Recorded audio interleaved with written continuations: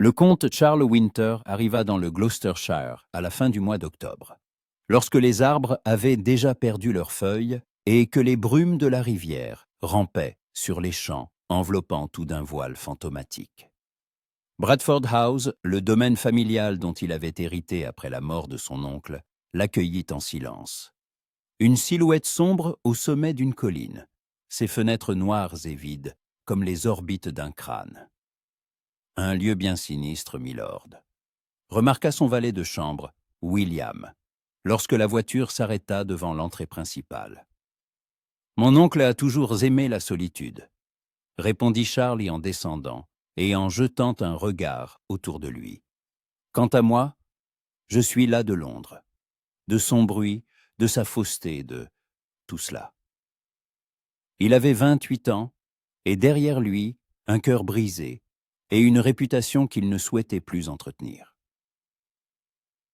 Le téméraire comte Winter, habitué des clubs et des salons, favori des dames, et cauchemar des pères aux filles à marier. Mais tout cela n'était qu'un masque derrière lequel se cachait la fatigue. Il était fatigué de faire semblant, fatigué du vide de la vie mondaine.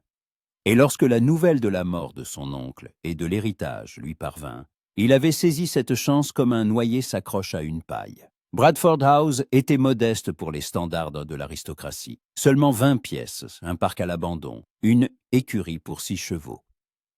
Mais c'était un endroit où l'on pouvait respirer, où l'on pouvait enfin s'arrêter et réfléchir à qui il voulait vraiment être. Les premiers jours se passèrent en temps préparatif d'installation. La maison nécessitait des réparations, et il fallait réembaucher des domestiques. Son oncle vivait en reclus, et la plupart s'étaient dispersés après sa mort. Charles rencontra le prêtre local, le régisseur et ses voisins, les quelques propriétaires terriens vivant dans les environs. « Et à qui appartient cette maison ?» demanda-t-il un jour, en montrant un bâtiment à 1 mile de Bradford House. Une bâtisse en pierre grise, entourée d'un haut mur, avec un portail en fer cadenassé. « Willowbrook Cottage, milord », répondit le régisseur. Un homme d'un certain âge aux favoris grisonnants. Il appartient à la famille Gilbert. Ou plutôt, il appartenait au défunt Richard Gilbert. Maintenant, sa veuve Lady Constance y vit avec sa belle-fille. Sa belle-fille, Miss Anna Gilbert, la fille du défunt de son premier mariage. Le régisseur baissa la voix. Pauvre jeune fille. On dit qu'elle est souffrante. D'esprit. Charles fronça les sourcils. Que voulez-vous dire par souffrante? De l'hystérie, milord. Après la mort de son père, il y a 2 ans, elle a commencé à avoir des crises, des visions. Lady Constance a tenté de la faire soigner à Londres, mais les médecins ont dit qu'il valait mieux pour elle de vivre dans la solitude. Alors elle l'a ramenée ici. Rares sont ceux qui voient Miss Anna. Lady Constance la garde enfermée, pour son propre bien.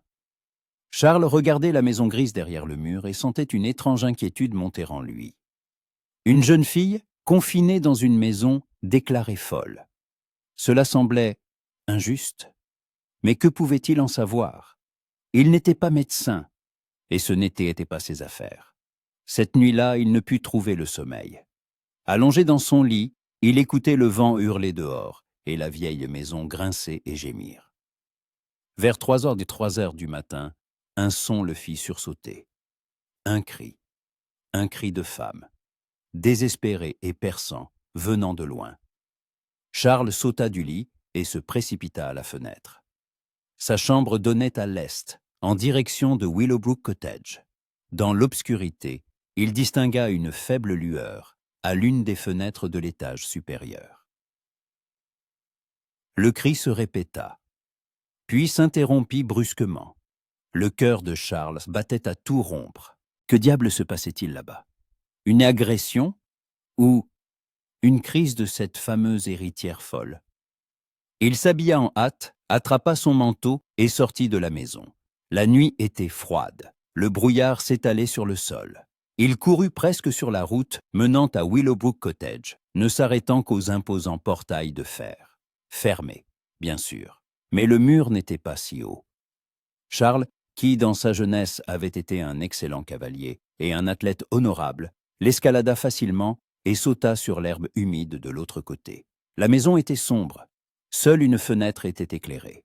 Charles s'approcha, se cachant dans l'ombre des arbres. La fenêtre était au premier étage, mais il entendait des voix. « Tu dois prendre ton remède, Hannah.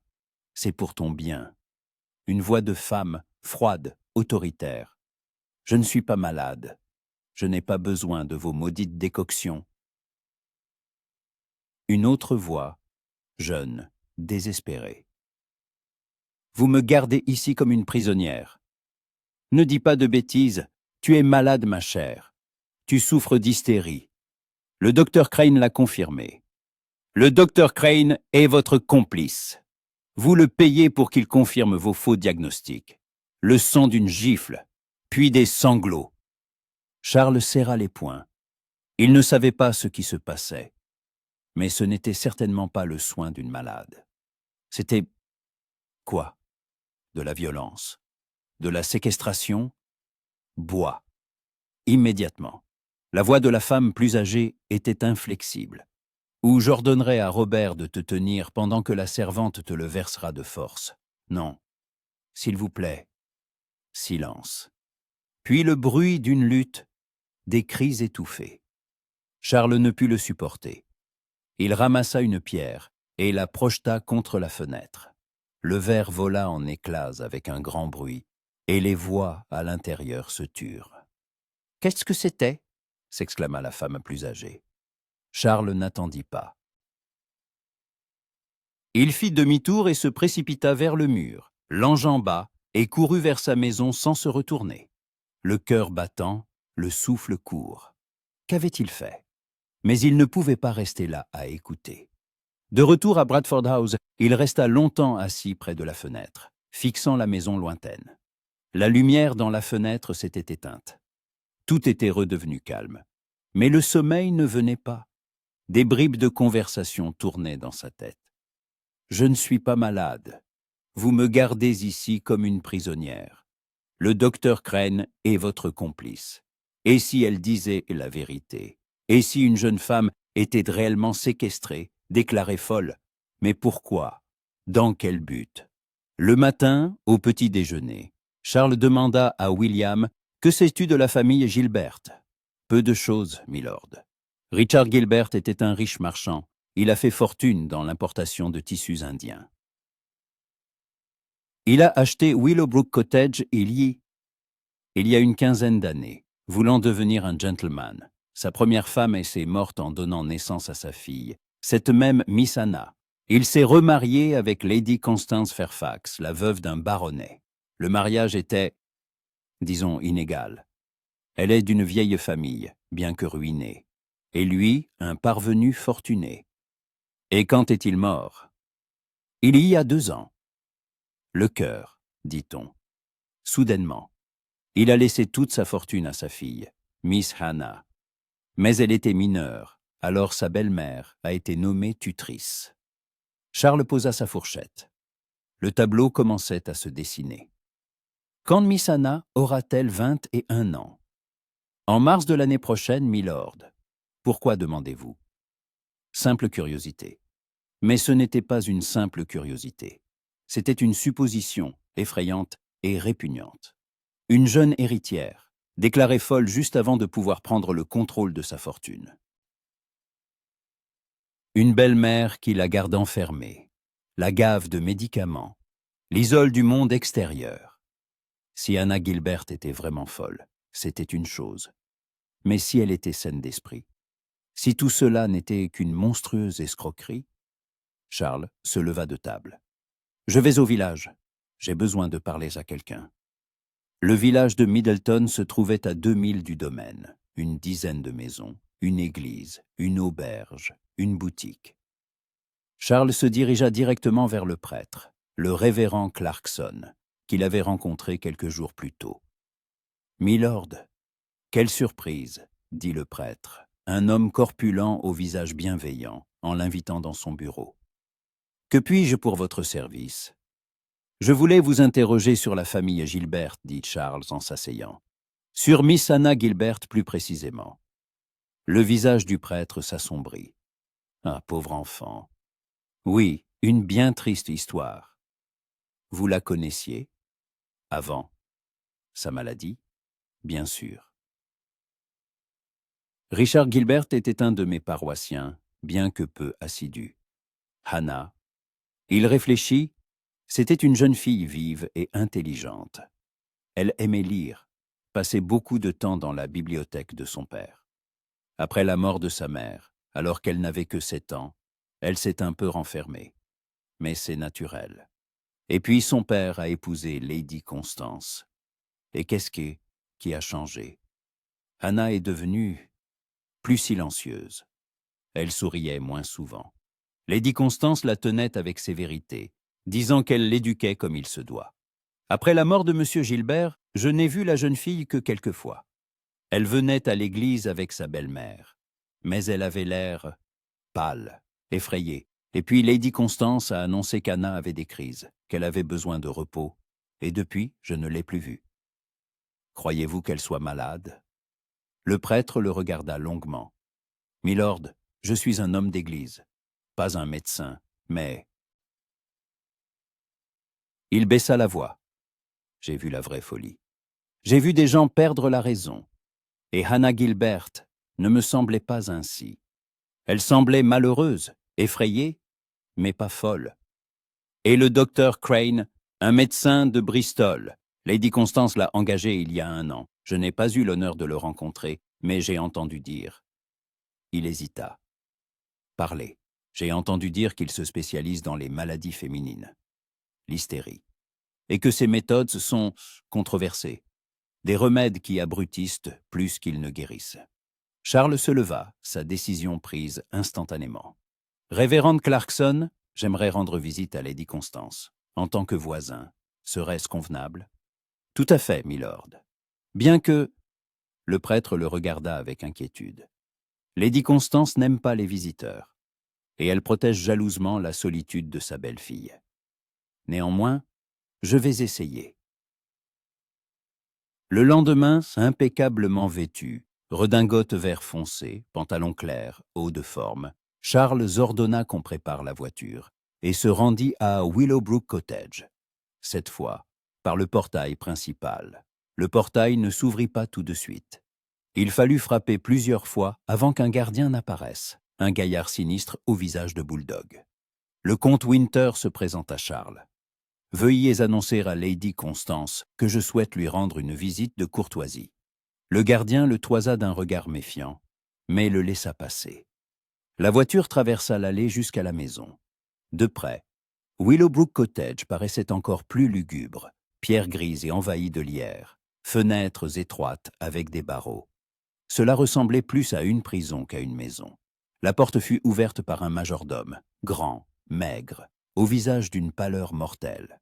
« Milord, le comte Winter désire voir la maîtresse de maison », annonça le cocher. Le majordome hocha la tête et disparut à l'intérieur. Il revint quelques minutes plus tard. « Lady Constance vous recevra dans le salon. » Charles entra. L'intérieur de la maison était encore plus oppressant. Murs sombres, rideaux lourds, peu de lumière. Une odeur de renfermé, de médicaments et de quelque chose d'insaisissable. La peur, peut-être. Le salon était meublé avec opulence, mais sans goût, trop de meubles, trop de bibelots. Et au centre de tout cela, elle était assise. Lady Constance Gilbert. Une femme d'environ 45 ans, encore belle, mais avec une dureté dans les traits. Des cheveux sombres coiffés en un haut chignon, une robe noire. Le deuil de son mari, bien que 2 ans se soient écoulés. Ses yeux bruns étaient froids, calculateurs. « Comte Winter », dit-elle en tendant une main que Charles baisa formellement. « Quel honneur inattendu. Asseyez-vous. » Il s'assit, s'efforçant de paraître détendu. « Je vous remercie, Lady Constance. » Ayant récemment pris possession de Bradford House, j'ai considéré qu'il était de mon devoir de me présenter à mes voisins. C'est très aimable de votre part. Elle sonna une clochette et une servante entra avec un plateau de thé. Comment trouvez-vous le Gloucestershire? C'est différent de Londres, n'est-ce pas? C'est précisément pour cela que je suis venu. Je suis las de l'agitation de la capitale. Ils échangèrent des mondanités pendant une dizaine de minutes sur le temps, les nouvelles locales, les rénovations à Bradford House. Charles attendait le bon moment pour s'enquérir de la belle-fille. Mais Lady Constance ne lui en donnait aucune occasion. Finalement, il se décida « J'ai entendu dire que votre belle-fille vit avec vous. Aurais-je l'occasion de faire sa connaissance ?» Le visage de Lady Constance se figea. « Je crains que ce ne soit impossible, milord. Ma belle-fille est souffrante, elle ne reçoit pas de visiteurs. Oh, j'en suis sincèrement désolé. » Rien de grave, j'espère. Un trouble nerveux, de l'hystérie. Après la mort de son père, sa santé s'est considérablement dégradée. Je fais tout mon possible pour sa guérison, mais je crains que l'amélioration ne soit lente. Sa voix était égale, mais Charles sentait que derrière cette façade se cachait autre chose. Une tension, une méfiance. Peut-être que la compagnie pourrait lui être bénéfique, suggéra-t-il prudemment. La solitude aggrave parfois ses états. Je vous remercie de votre sollicitude, milord, mais son médecin traitant s'y oppose formellement. Hannah a besoin de repos, un repos complet. Elle se leva, signifiant que la visite était terminée. J'ai été ravi de vous rencontrer, comte Winter.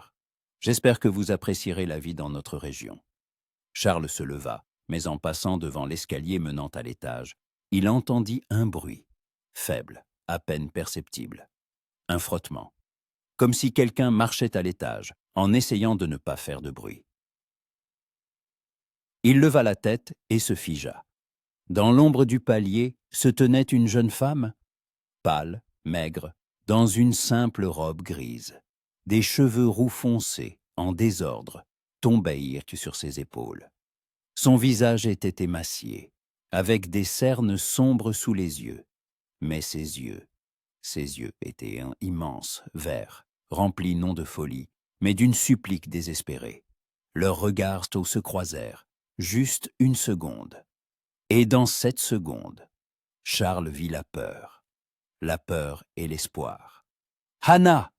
La voix sèche de Lady Constance fit reculer la jeune femme dans l'ombre. « Dans ta chambre, immédiatement !» La jeune femme disparut aussi soudainement qu'elle était apparue. Charles entendit des pas rapides, le claquement d'une porte. « Pardonnez-moi, milord, » dit Lady Constance, pâle de colère. « Comme je vous le disais, ma belle-fille n'a pas toute sa tête. Elle n'aurait pas dû quitter sa chambre. »« Bien sûr, » dit Charles, en arborant un sourire poli. « Je comprends. Au revoir, Lady Constance. » En sortant de la maison, il monta dans sa voiture. Mais l'image de la jeune femme dans l'escalier ne le quittait pas. Ce regard, cette supplique, elle n'était pas folle. Il aurait pu le jurer. Dans ses yeux, il y avait une pleine conscience de ce qui se passait. La peur, le désespoir, mais pas la folie. Que diable se passait-il dans cette maison? Et comment pouvait-il l'aider? Charles ne parvenait pas à chasser ce regard de son esprit. Des yeux verts, pleins de désespoir et d'une supplique muette, le hantaient jour et nuit. Il tentait de s'occuper des affaires du domaine, rencontrait le régisseur, inspectait les écuries, discutait de la réparation du toit, mais ses pensées revenaient sans cesse à la maison grise derrière le mur et à la jeune femme qui y était emprisonnée. 3 jours s'étaient écoulés depuis sa visite à Lady Constance. 3 jours pendant lesquels Charles avait essayé de se convaincre que ce n'était pas son affaire. Qu'il ne pouvait pas s'ingérer dans les affaires d'une autre famille en se basant uniquement sur des soupçons et un bref regard. Mais le 4e jour, il céda. « William, dit-il à son valet de chambre au petit déjeuner, que sais-tu du docteur Crane? Le médecin qui soigne Miss Gilbert, milord? Demanda William en lui versant du café. Peu de choses, j'ai entendu dire qu'il vient de Bristol 1 fois par semaine. Il loge à l'auberge de Middleton pour la nuit si sa visite se prolonge. À l'auberge donc. Charles réfléchit. Tâche de savoir quand il viendra la prochaine fois. discrètement. William était un serviteur expérimenté, au service de la famille Winter depuis 20 ans. Il hocha la tête sans poser de questions superflues, bien que la curiosité se lise dans ses yeux. Le soir même, l'information était obtenue. Le docteur Crane devait arriver après-demain, vendredi, vers midi.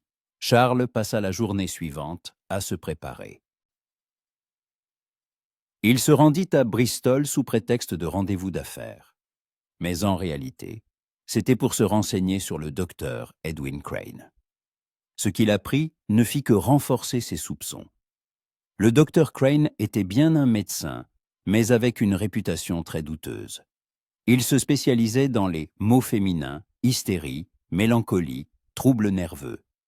Ses méthodes incluaient un usage abondant de laudanum, de teinture d'opium et d'autres substances qui embrumaient l'esprit plus qu'elles ne guérissaient. Plusieurs familles l'avaient accusé de transformer leurs parentes en poupées sans volonté, incapables même de parler. Mais les preuves manquaient et Crane continuait d'exercer, trouvant des clients parmi ceux qui avaient un intérêt à garder sous contrôle des parentes gênantes. « Le misérable !» siffla Charles en retournant à Bradford House. « Il ne la soigne pas. Il l'empoisonne. » Vendredi, vers midi, Charles se rendit à l'auberge, le Lion d'Or, à Middleton. Il commanda une chope de bière et s'assit dans un coin, observant la porte. Il n'eut pas à attendre longtemps. Le docteur Crane arriva vers 1 heure de l'après-midi, un homme petit et corpulent d'une 50aine d'années, en redingote noire et avec une mallette en cuir. Le visage rouge, le nez en pomme de terre, les yeux petits et avides. Il commanda un déjeuner et une bouteille de vin, s'installant à une table près de la fenêtre. Charles attendit qu'il commence à manger, puis s'approcha, sa chope à la main. « Docteur Crane » fit-il, feignant une légère surprise. « Quelle rencontre ?» Comte Winter, le nouveau propriétaire de Bradford House. « On m'a dit que vous exerciez dans la région. » Crane leva les yeux, et un sourire obséquieux apparut sur son visage. « Milord le comte ! Quel honneur ! Oui, j'ai l'honneur de servir plusieurs familles ici. Asseyez-vous, je vous en prie. » Charles s'assit, faisant semblant d'être ravi de partager son repas.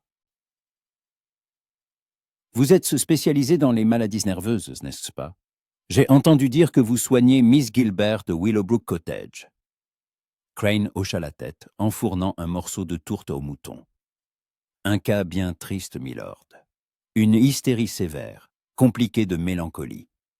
La pauvre jeune fille a complètement perdu le contact avec la réalité. Des visions, des crises, des accès de violence. Il faut la maintenir sous un contrôle strict. » Sous contrôle? Des médicaments, milord. Des décoctions calmantes. Sans elles, elle est dangereuse pour elle-même et pour les autres. Il but une gorgée de vin et Charles remarqua le tremblement de ses doigts potelés. Un ivrogne. Lady Constance est une sainte femme de continuer à s'occuper de sa belle-fille malgré toutes les difficultés.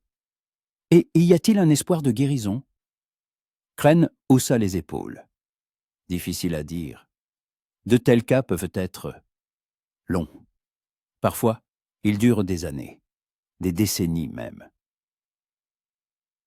Jusqu'à ce que la patiente meure ou soit déclarée totalement incapable. Charles s'efforçait de parler nonchalamment, mais surveillait attentivement sa réaction.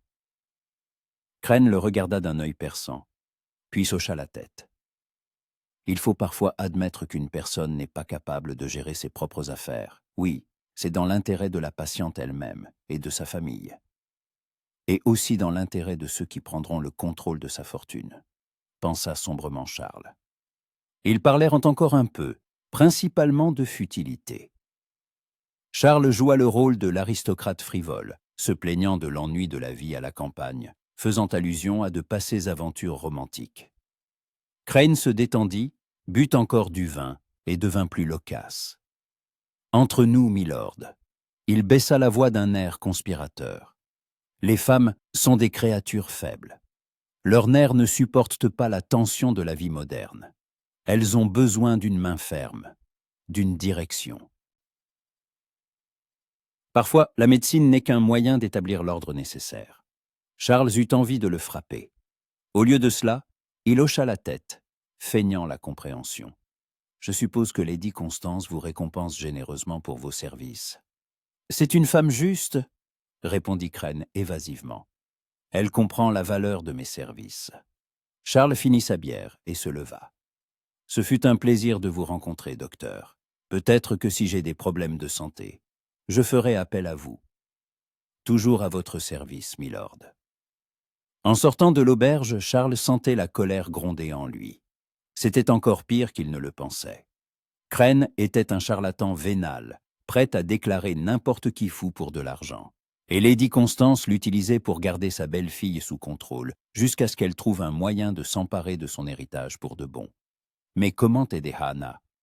Il ne pouvait pas simplement faire irruption dans la maison et la faire sortir. Ce serait un enlèvement, et la loi se rangerait du côté de la tutrice. Il fallait des preuves. Il fallait contacter Hannah elle-même, entendre son histoire, comprendre ce qui se passait réellement. Cette nuit-là, il ne put de nouveau trouver le sommeil. Allongé dans son lit, fixant le plafond, il pesait les possibilités. Vers 2 heures, il se leva, s'approcha de la fenêtre et se figea.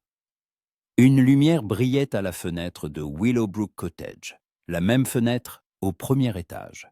Et dans la lumière, il voyait une silhouette de femme, debout près de la vitre.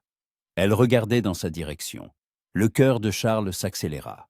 D'un geste impulsif, il alluma une bougie dans sa chambre et s'approcha de la fenêtre, la tenant de manière à ce que la lumière soit visible de l'extérieur. La silhouette dans la fenêtre d'en face ne bougeait pas. Charles leva la bougie plus haut, puis la baissa, la leva de nouveau. Un signal primitif, mais peut-être comprendrait-elle. La silhouette bougea. Puis une lumière répondit dans sa fenêtre, faible, comme celle d'une petite bougie ou d'une lampe. De haut en bas, elle lui répondait. Charles sentit une vague d'espoir. Elle le voyait. Elle était consciente, capable de comprendre. Mais comment lui transmettre un message? Comment lui faire savoir qu'il voulait l'aider? Il chercha frénétiquement dans la pièce. Du papier, une plume, de l'encre. Il écrivit rapidement sur une feuille en grosses lettres « Êtes-vous en danger? Besoin d'aide ». Il s'approcha de la fenêtre et pressa la feuille contre la vitre, espérant que les lettres seraient visibles de loin, à la lueur de la bougie. Une longue pause. Puis la lumière dans sa fenêtre clignota. 1 fois, 2, 3. Pause. De nouveau 3 fois. Qu'est-ce que cela signifiait? Oui, non. Elle ne pouvait pas lire. Il écrivit un autre mot. « Je suis un ami. Comte Winter ». Il le pressa contre la vitre. Cette fois, la réponse fut différente. La lumière dans sa fenêtre s'éteignit, puis se ralluma. La silhouette approcha quelque chose de la vitre. Du papier. Mais il était impossible de distinguer quoi que ce soit à cette distance. Puis la lumière s'éteignit complètement, et la fenêtre devint sombre. Charles resta là, fixant l'obscurité, ressentant une frustration et une impuissance. Elle avait essayé de lui dire quelque chose, mais ils ne pouvaient pas se comprendre. La distance était trop grande, la nuit trop sombre. Il devait s'approcher, beaucoup plus près. Le lendemain, il prit un risque. Vêtu de vêtements simples, une veste grossière, un pantalon, une casquette comme en portant les fermiers, il partit à pied à travers les champs en direction de Willowbrook Cottage. Il contourna la propriété par le côté opposé à l'entrée principale, là où le mur bordait la forêt. La zone était abandonnée, le mur couvert de lierre. Charles trouva un endroit où les pierres s'étaient effritées, formant un escalier naturel. Il passa par-dessus, sauta sur l'herbe de l'autre côté et se retrouva sur le terrain du domaine. Il se déplaça prudemment, se cachant derrière les arbres et les buissons. La maison était devant lui, grise et sinistre. Les fenêtres du rez-de-chaussée étaient égrillagées. Il ne le remarqua que maintenant, de près. Les barreaux n'étaient pas décoratifs, mais de véritables tiges de fer. Une prison. C'était une véritable prison. Il contourna la maison par l'arrière, où se trouvait la cuisine et les quartiers des domestiques. Des voix s'élevaient, une cuisinière grondait quelqu'un, un cliquetis de vaisselle. Charles se baissa, se faufilant le long du mur jusqu'à ce qu'il se trouve sous la fenêtre où il avait vu la lumière la veille. La fenêtre du premier étage. Trop haute pour regarder à l'intérieur, mais un vieux lierre poussait en dessous, ses épaisses lianes enlaçant le mur. Assez solide pour supporter le poids d'un homme, Charles regarda autour de lui. Personne. Son cœur battait d'excitation et de peur. S'il se faisait prendre, le scandale serait terrible. Un comte s'introduisant dans la maison d'autrui comme un voleur. Mais il était allé trop loin pour reculer. Il s'agrippa à une liane de lierre et commença à grimper. Le bois craquait, mais tenait bon. Il grimpait lentement, essayant de ne pas faire de bruit, jusqu'à atteindre la fenêtre. La fenêtre était entr'ouverte, une fente étroite de 5 centimètres tout au plus. Un faible son parvenait de l'intérieur. Des pleurs. Non, un chant bas, mélancolique. Et les roses se fanent, et les feuilles tombent, et tout ce qui fut s'en va. La voix était jeune, pure, mais si triste que le cœur se serrait. Charles risqua un coup d'œil par la fente. La chambre était petite, meublée sobrement. Un lit étroit, une chaise, une petite table. Aucune décoration, aucun livre, rien de personnel. Des murs nus, gris, froids. Et près de la fenêtre, dos à lui, elle était assise. Anna Gilbert. Ses cheveux roux foncés, en désordre et ternes, tombaient sur ses épaules. Elle portait la même robe grise que la dernière fois, simple, presque comme celle d'une servante. Ses mains étaient jointes sur ses genoux, sa tête baissée. Elle chantait en se balançant en rythme, et ce mouvement était si mécanique, si désespéré, que Charles sentit la rage monter en lui. Que lui avait-il fait? Miss Gilbert, appela-t-il doucement. Elle se figea. La chanson s'interrompit. Elle tourna lentement la tête, le vit à la fenêtre, et ses yeux s'écarquillèrent de peur. « N'ayez pas peur, » dit rapidement Charles. « Je ne vous ferai aucun mal. Je suis le comte Winter, votre voisin. J'ai vu votre signal hier soir. » Elle le regardait, immobile, et il voyait la peur et l'espoir se battre dans ses yeux. « Êtes-vous réel ?» murmura-t-elle enfin d'une voix rauque, comme si elle ne l'avait pas utilisée depuis longtemps. « Ou êtes-vous une autre vision? Ils disent que j'ai des visions. »« Je suis réel, » répondit fermement Charles. « Je vous le promets. Je suis ici pour vous aider. » Des larmes montèrent à ses yeux. Elle se leva de sa chaise, chancelante, et s'approcha de la fenêtre. De près, il vit à quel point elle était maigre, sa peau pâle, ses mains tremblantes. Mais aidée, elle eut un rire, un son malade, brisé. Personne ne peut m'y aider. Elle me retient ici, elle me gave de médicaments qui me rendent somnolente, faible. Le docteur dit que je suis folle, que je suis dangereuse. Mais je ne suis pas folle, je ne l'ai jamais été. Sa voix se brisa, elle s'agrippa au rebord de la fenêtre pour ne pas tomber. « Je sais, » dit Charles. « Je vous ai vu. J'ai parlé au docteur Crane. Je sais ce qui se passe ici, et je veux vous aider à sortir. »« Vous ne comprenez pas, » dit-elle en secouant la tête, des larmes coulant sur ses joues. « Elle est ma tutrice légale. Je n'ai aucun droit. Personne ne me croira contre elle. C'est une lady, une veuve respectable. Et moi, je suis l'héritière folle qui voit des fantômes. Mais vous n'êtes pas folle, et nous le prouverons. Comment ?» Elle le regarda avec désespoir. « Comment le prouverez-vous? Son docteur confirmera n'importe quel mensonge. Je n'ai pas d'amis, pas d'alliés. Tous ceux que je connaissais se sont détournés de moi quand elle a annoncé ma maladie. Charles comprit qu'il n'avait pas de réponse toute prête. Mais il ne pouvait pas la laisser là. « Racontez-moi ce qui s'est passé. Comment tout a commencé.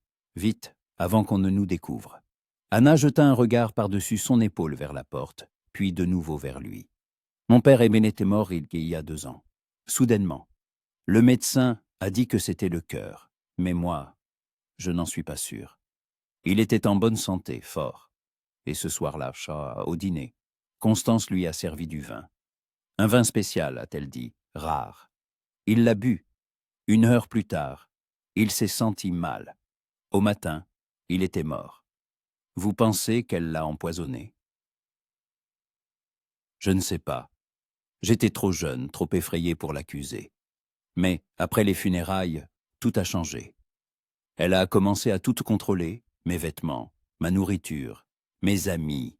Elle disait que je devais porter le deuil, que je ne devais pas sortir, que j'étais trop fragile. Et quand j'ai essayé de résister, quand j'ai dit que je voulais partir à Londres chez ma tante, elle suffoqua de sanglots. Elle a fait venir le docteur Crane. Il m'a examiné et a déclaré que je souffrais d'hystérie. Il a commencé à me donner des médicaments et ils me rendent si faible. Je ne peux pas penser, je ne peux pas résister. Et plus je proteste, plus il dit que c'est un signe de folie. Quand aurez-vous 21 ans? En mars. Dans 4 mois. Elle le regarda avec un sourire amer. Mais je ne verrai pas ce jour en liberté. Elle a déjà parlé de me transférer dans une clinique privée, de celle dont on ne sort pas. Cela n'arrivera pas, dit fermement Charles. Je vous le jure, je ne le permettrai pas. Pourquoi? Murmura-t-elle. Pourquoi m'aidez-vous? Vous ne me connaissez même pas. Il regarda dans ses yeux verts, pleins de douleur et d'espoir, et ne trouva pas de réponse rationnelle. Parce que c'est juste? Parce qu'il ne peut pas tolérer l'injustice? Ou parce que quelque chose en elle, son courage désespéré, sa capacité à tenir bon malgré tout, avait touché en lui quelque chose de profond qu'il ne comprenait pas tout à fait lui-même. Parce que personne ne devrait être prisonnier dans sa propre maison, répondit-il. Et parce que je vois que vous n'êtes pas folle, effrayée, épuisée, mais pas folle. En bas, une porte claqua. Des voix. Le pas lourd de quelqu'un dans l'escalier. Vous devez partir, Anna pâlit. Si elle vous trouve ici, je reviendrai, promit Charles. La nuit. Regardez par la fenêtre. Nous trouverons un moyen de communiquer. Et nous trouverons un moyen de vous libérer. Croyez-moi. Hannah! La voix sèche de Lady Constance résonna dans le couloir. Pourquoi la fenêtre est-elle ouverte? Combien de fois te l'ai-je dit? Charles n'attendit pas. Il commença à descendre le long du lierre, rapidement, presque en tombant. Il atteignit le sol juste au moment où il entendit la porte de la chambre d'Anna s'ouvrir en grand. Il se jeta derrière les arbres, se cacha derrière un large chêne et se figea, tendant l'oreille. « N'ose pas ouvrir la fenêtre sans permission.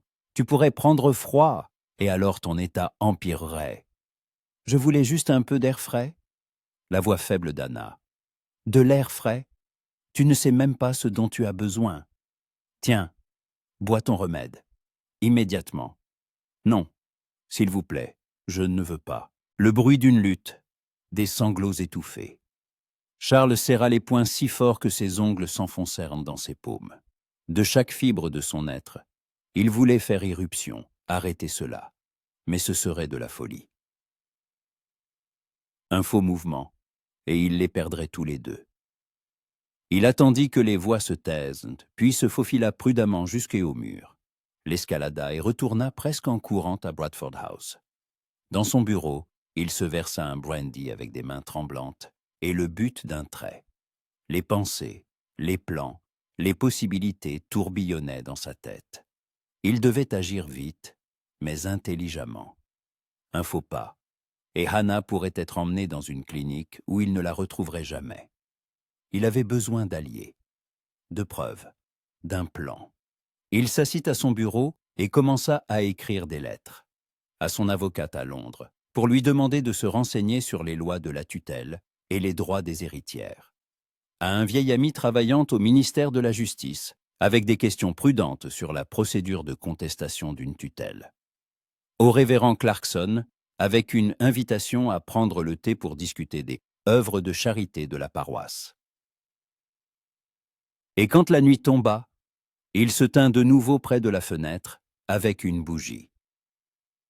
Et elle était là, à sa fenêtre, avec sa faible lueur. Ils restèrent ainsi longtemps, deux lueurs solitaires dans l'obscurité, trop éloignées pour se toucher, mais assez proches pour savoir « tu n'es pas seul ». Charles ne savait pas encore qu'il commençait à ressentir pour elle quelque chose de plus que de la compassion. Que l'image de cette jeune femme fragile aux yeux verts, plein de désespoir et de courage, le entrait pour bien plus que de la pitié. Mais quelque chose changeait, en lui, entre eux. Et ce n'était que le début. La réponse de l'avocate arriva une semaine plus tard, une épaisse enveloppe scellée d'un cabinet londonien. Charles l'ouvrit au petit déjeuner, et à chaque ligne lue, son espoir s'amenuisait.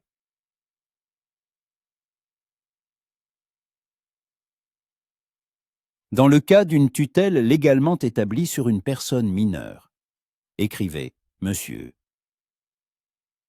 Holloway, le tuteur a plein droit de décider de son lieu de résidence, de son traitement et de ses contacts avec des tiers. La contestation de la tutelle n'est possible qu'en présence de preuves irréfutables de mauvais traitement ou d'abus de pouvoir. Le témoignage de la pupille elle-même est insuffisant, surtout si sa santé mentale est mise en doute par un médecin traitant. Il faut soit l'avis d'un autre médecin indépendant, soit les témoignages de plusieurs personnes respectables, soit des preuves documentaires de l'intention criminelle du tuteur. Charles jeta la lettre sur la table. Les paroles d'Anna ne signifiaient donc rien, car Crane l'avait déclarée folle. Le cercle était parfaitement bouclé. Pour prouver qu'elle était saine d'esprit, il fallait un autre médecin. Mais quel médecin n'accepterait de l'examiner contre la volonté de sa tutrice? Et même s'il acceptait, Lady Constance ne lui permettrait tout simplement pas d'approcher Henna. Il fallait une autre approche. Le révérend Clarkson vint prendre le thé le mercredi après-midi. Charles le reçut dans la bibliothèque, ordonnant qu'on serve le meilleur thé et des biscuits aux amandes. « Merci pour votre invitation, milord », dit le prêtre en s'installant dans un fauteuil, acceptant avec plaisir une tasse. « J'avoue que j'ai été surpris.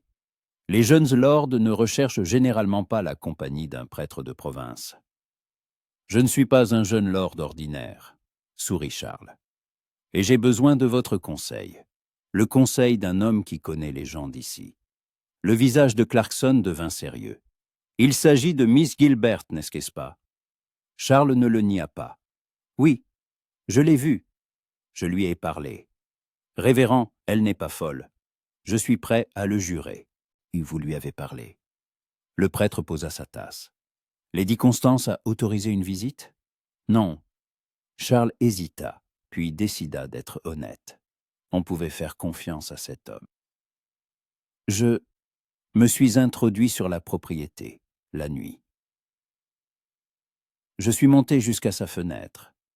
Je sais que c'était imprudent, mais vous ne pouviez pas laisser une jeune fille en détresse. » Termina Clarkson avec un sourire chaleureux. « Milord, je n'approuve pas la violation de la loi, mais je comprends vos motifs. Et j'avoue, j'ai toujours eu des doutes sur le diagnostic de Miss Hannah. J'ai baptisé cet enfant, je l'ai vue grandir. Elle était vive, intelligente, bonne. La perte de son père a pu la blesser, mais la rendre folle? Alors, aidez-moi. Que puis-je faire? Légalement, sans risquer de lui nuire encore plus? » Le prêtre réfléchit, se frottant le menton. « Des témoins? Il vous faut des témoins qui confirmeront qu'elle est saine d'esprit. Mais pour cela, ces témoins doivent la voir, lui parler. » Il regarda Charles. « Vous avez dit qu'elle était capable de tenir une conversation cohérente. » « Oui. Elle est effrayée, épuisée, mais absolument saine d'esprit. Elle se souvient de tout ce qui s'est passé. Elle peut raconter, expliquer. Ses pensées sont claires. Alors il faut organiser une rencontre, officielle. Une rencontre que Lady Constance ne pourra pas refuser sans éveiller les soupçons. Ma papassi, Barsommé. Mais comment? Clarkson sourit. Par l'intermédiaire de l'Église. Noël est dans 6 semaines. Traditionnellement, tous les paroissiens se rassemblent pour le service de fête, même les reclus. Lady Constance n'osera pas refuser d'assister à la messe de Noël. Cela paraîtrait suspect. Et là, beaucoup pourront voir Miss Anna lui parler. Si elle fait preuve de bon sens devant un nombre suffisant de témoins respectables, cela pourrait constituer une base pour réviser la tutelle. Charles sentit une lueur d'espoir. 6 semaines. Aurons-nous le temps? Lady Constance parlait de transférer Hannah dans une clinique. Alors il faut agir vite. Je parlerai aux propriétaires terriens locaux, aux femmes de la société de bienfaisance. Je préparerai le terrain. Et vous... Il regarda Charles d'un air perspicace. Vous maintenez le contact avec la jeune fille. Donnez-lui de l'espoir. Une personne sans espoir perd rapidement la volonté de se battre. Après le départ du prêtre, Charles sentit qu'il pouvait respirer un peu plus librement. Il y avait un plan. Certes, à long terme, risqué, mais un plan. 6 semaines. Il devait maintenir Hannah en sécurité relative pendant ces 6 semaines, empêcher Lady Constance de l'emmener, et la préparer à l'épreuve qui l'attendait à Noël. Mais comment maintenir le contact? Les signaux aux fenêtres étaient trop primitifs. Il fallait un moyen de transmettre de vrais messages. La solution vint de manière inattendue. Le lendemain matin, une jeune femme frappa à la porte. Une servante en simple robe grise et coiffe, un panier à la main. « Milord, dit-elle en faisant une révérence, je suis Annie Turner, de Willowbrook Cottage. Lady Constance m'envoie avec des œufs et du beurre. Elle m'a dit de vous transmettre que c'est un cadeau pour le nouveau voisin. » Charles prit le panier, mais regarda attentivement la jeune fille. Elle était jeune, une 20aine d'années, avec un visage rond et bienveillant et des yeux bleus honnêtes. Et dans ses yeux, il vit quelque chose qui ressemblait à de la compassion. Une supplique? « Merci, dit-il. Transmettez mes remerciements à Lady Constance. Et vous, servez-vous à Willowbrook Cottage depuis longtemps? » « 3 ans, milord, répondit Annie, mais sa voix tremblait. Et vous, vous occupez de Miss Gilbert. La jeune fille sursauta, jeta un regard rapide autour d'elle, comme si elle craignait que quelqu'un n'écoute. Je lui apporte ses repas, milord, et je l'aide pour le reste. Elle fit un pas en avant, baissant la voix jusqu'à un murmure. Milord, est-ce vrai que vous étiez à sa fenêtre? Elle me l'a dit. Elle a dit qu'elle avait vu quelqu'un qui voulait l'aider. Mais je pensais que c'était encore des visions dues aux médicaments. Le cœur de Charles s'accéléra. « C'est vrai, » répondit-il tout aussi bas. « Et je veux vraiment l'aider. » « Annie, dis-moi honnêtement, est-elle folle? Tu la vois tous les jours. Est-elle dangereuse, incohérente? » Des larmes montèrent aux yeux de la servante. « Non, milord, elle n'est pas folle. Elle est malheureuse, effrayée. Les médicaments la font vomir ou la rendent somnolente. Mais elle n'est pas folle. Elle est toujours gentille avec moi. Elle me remercie toujours. Elle me demande des nouvelles de mes parents, se souvient des prénoms de mes frères. Quelle folle se souvient de telles choses? » Elle essuya une larme. « Mais je ne peux rien faire. Lady Constance a menacé de me renvoyer si je disais un mot à quiconque. Et j'ai besoin de ce travail. Nous avons une grande famille. » « Je ne te demande pas de risquer ton travail, » dit rapidement Charles. « Mais pourrais-tu transmettre des billets? Entre Miss Anna et moi, personne ne le saura. Je te paierai. Je te paierai bien. » Annie hésita, se mordant la lèvre. Puis elle hocha la tête. Pas pour l'argent, milord, pour Miss Anna. Elle ne mérite pas ce qu'on lui fait. Je les transmettrai. Mais prudemment. Lady Constance surveille tout, chaque pas. Charles écrivit rapidement un mot sur un petit bout de papier, le plia et le glissa dans la main d'Annie, avec quelques pièces. Dis à lui que je ne l'abandonnerai pas, que l'aide est en chemin. La jeune fille hocha la tête, cacha le billet dans sa poche et se hâta de partir. Le reste de la journée, Charles ne tint pas en place. Anna recevrait-elle son message? Pourrait-elle répondre? Et si Annie se faisait prendre? Mais le soir, alors que la nuit était déjà tombée, on frappa de nouveau à la porte. William annonça qu'une jeune fille demandait à le voir d'urgence. Charles se précipita dans le hall. Annie était là, agitée, les joues rouges. « Milord !» dit-elle en jetant un regard rapide autour d'elle et en lui glissant un petit paquet dans la main. De la part de Miss Hannah. « Je dois y aller. On va remarquer mon absence. » Et elle disparut dans la nuit avant qu'il n'ait pu la remercier. Charles retourna dans son bureau, ferma la porte et déplia le paquet avec des mains tremblantes. À l'intérieur se trouvait un bout de papier, couvert d'une écriture inégale mais lisible.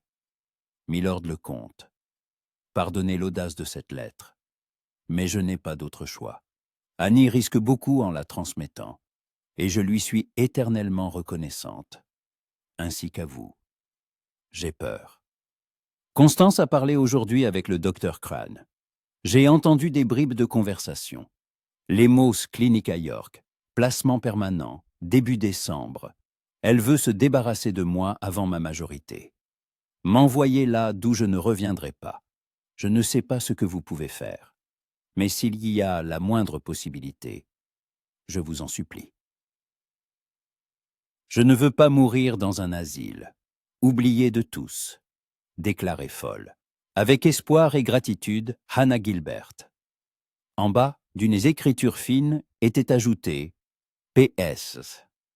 Lorsque vous êtes venu à ma fenêtre cette nuit-là, c'était la première fois en 2 ans que quelqu'un me croyait. Je vous en remercie. Même si rien n'aboutit, merci.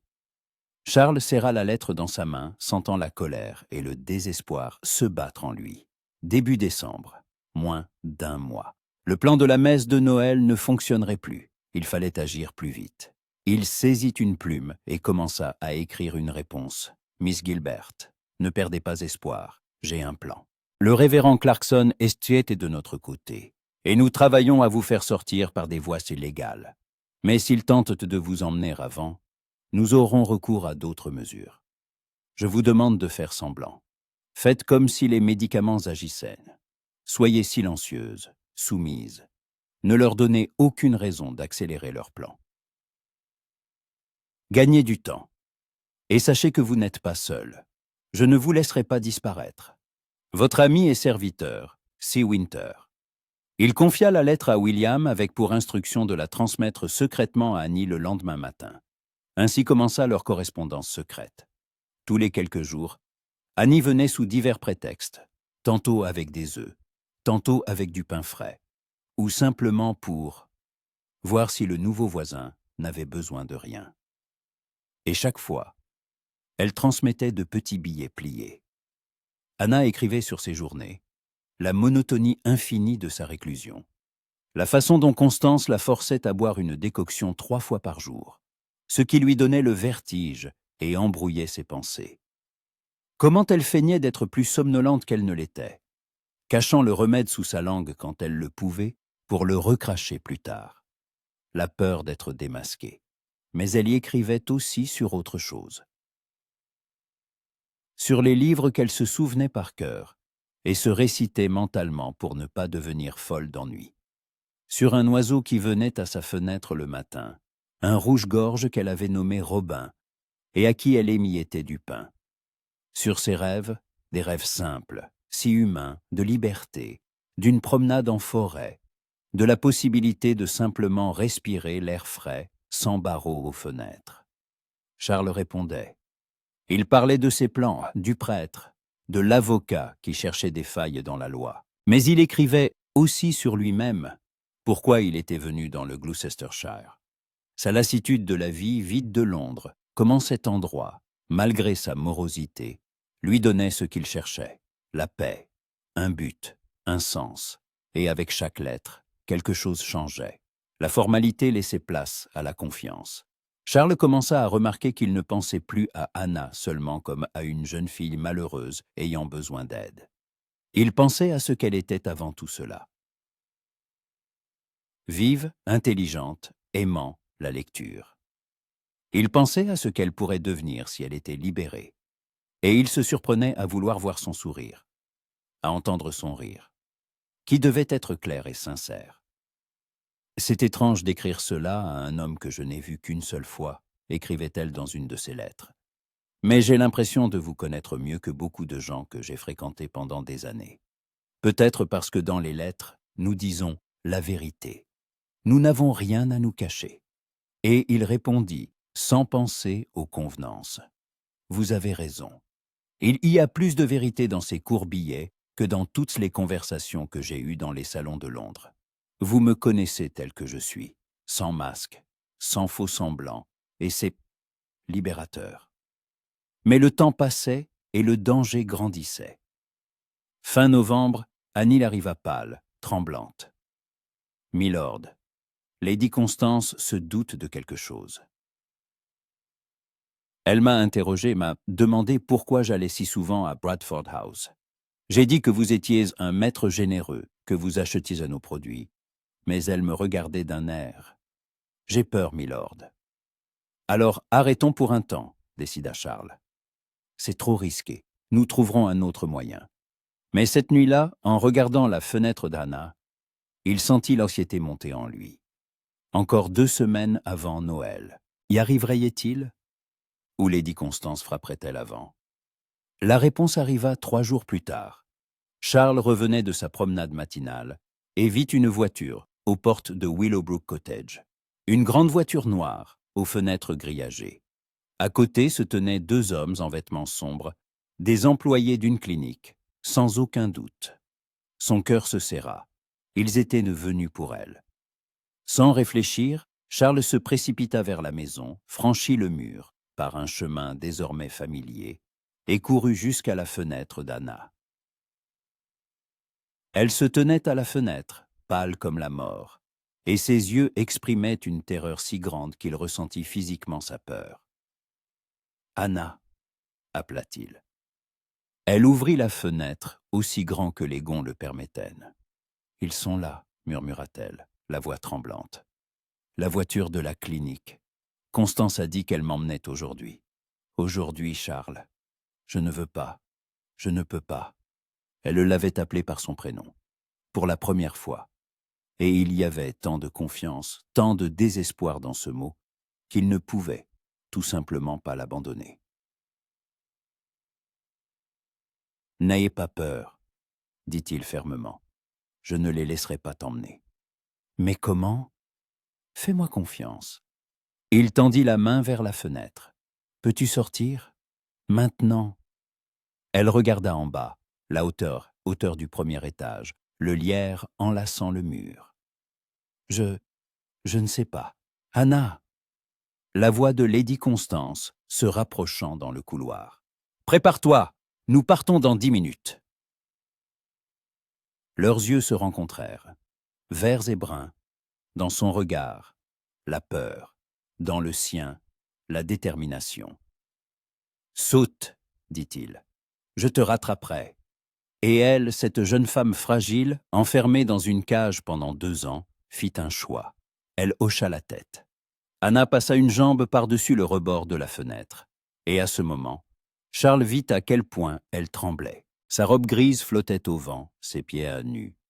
On ne lui permettait même pas de porter des chaussures dans sa réclusion. Cherchait un appui sur la pierre lisse du mur. « Agrippe-toi au lierre, » dit Charles doucement mais fermement, en se plaçant juste sous la fenêtre. « Je suis en bas.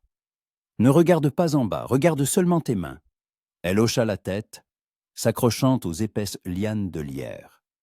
Elle commença à descendre, lentement, maladroitement. Chaque mouvement lui coûtant un effort. Charles vit ses jointures blanchir sous la tension, son corps secoué par la peur et la faiblesse. Hannah. La voix de Lady Constance était plus proche, juste derrière la porte. Ouvre immédiatement. On frappa à la porte, fort, autoritairement. Hannah se figea à mi-chemin, plaquée contre le mur. Elle regarda Charles en bas, et il vit la panique dans ses yeux. « Ne t'arrête pas !» ordonna-t-il. « Allez, encore un peu !» Elle fit un autre mouvement vers le bas, mais la liane sous sa main craqua, commençant à se détacher du mur. Hannah poussa un cri, perdant l'équilibre. Charles réagit instantanément. Il bondit, attrapant son corps en chute. Le choc fut violent. Ils s'effondrèrent tous les deux au sol, mais il avait eu le temps de l'entourer de ses bras, encaissant le plus gros de la chute. Pendant quelques secondes, ils restèrent là, incapables de bouger. Charles sentait son cœur battre, son corps pressé contre sa poitrine. Léger, fragile, tremblant. L'odeur de ses cheveux, de la lavande et quelque chose d'autre, à peine perceptible. « Tu n'as rien ?» allait-il, essayant de reprendre son souffle. « Non, je crois que non. » Sa voix était faible, mais elle essayait déjà de se relever. En haut, un grand bruit retentit. La porte de la chambre avait été défoncée. Le cri de Lady Constance, perçant et furieux. Elle s'est enfuie, par la fenêtre. Robert, John, cherchez-la. Immédiatement. Courons, dit Charles en se relevant d'un bond, prenant Hannah dans ses bras. Elle était légère, presque immatérielle, trop légère, comme un oiseau aux ailes coupées. Je peux marcher. Pas le temps. Tu n'as pas de chaussures. Tu vas te couper les pieds. Il courut à travers le parc vers le mur, la serrant contre sa poitrine. Derrière eux, des voix retentissaient, des cris d'alarme, des ordres, des aboiements de chiens. Des chiens. Bon sang, il n'y avait pas pensé. Près du mur, il posa délicatement Hannah à terre. « Je passe en premier, ensuite je t'aide. Tu peux le faire. » Elle hocha la tête, s'agrippant aux pierres. Son visage était pâle, mais une lueur de détermination brillait dans ses yeux. Charles escalada rapidement le mur, passa ses jambes de l'autre côté, puis tendit les mains vers le bas. « Donne-moi tes mains. » Hannah se hissa, et il attrapa ses poignets, la tirant vers le haut. Elle grimpait sur les pierres, sa robe se déchirant sur les arêtes vives, mais elle ne s'arrêtait pas. Finalement, elle se retrouva au sommet du mur à côté de lui, et il vit du sang sur ses paumes, écorchées par les pierres. « Saute, je te rattrape !» Elle sauta, lui faisant entièrement confiance, et il la rattrapa de nouveau, cette fois en restant debout, absorbant son poids. Ils étaient de l'autre côté du mur, sur ces terres des terres, en sécurité relative. « Courons à la maison, vite !» Il la prit de nouveau dans ses bras, elle ne protesta pas, comprenant que c'était plus rapide ainsi, et courut à travers le champ vers Bradford House. Le vent lui cinglait le visage, le froid de novembre le transperçait, mais Charles ne le sentait pas. Il ne sentait que le battement de son cœur contre sa poitrine, que l'étreinte désespérée de ses mains autour de son cou. Ils firent irruption dans la maison par l'entrée de service. William, entendant le bruit, sortit du cellier et se figea en les voyant. « Milord que... » Plus tard, lança Charles. « Verrouillez toutes les portes. Ne laisse entrer personne. Lady Constance sera bientôt là, et elle exigera qu'on lui rende Miss Gilbert. Ne laisse entrer personne. Compris ? » « Oui, milord. » William, serviteur expérimenté, ne posa pas de questions inutiles. Il voyait l'état de la jeune femme dans les bras de son maître, échevelée, en robe déchirée, pieds nus, et comprit tout. « Je m'en occupe. » Charles porta Hannah à l'étage, dans une chambre d'amis. Il la déposa sur le lit, et ce n'est qu'à ce moment, à la lumière de la pièce, qu'il vit son état. Visage d'une pâleur mortelle, lèvres bleues de froid, mains et pieds couverts d'égratignures et d'éraflures. Robe déchirée, cheveux emmêlés, mais ses yeux, ses immenses yeux verts, le regardait avec une telle gratitude, un tel espoir, que son cœur se serra. « Tu es en sécurité, dit-il en la couvrant d'un plaid. Je te le promets, ici tu es en sécurité.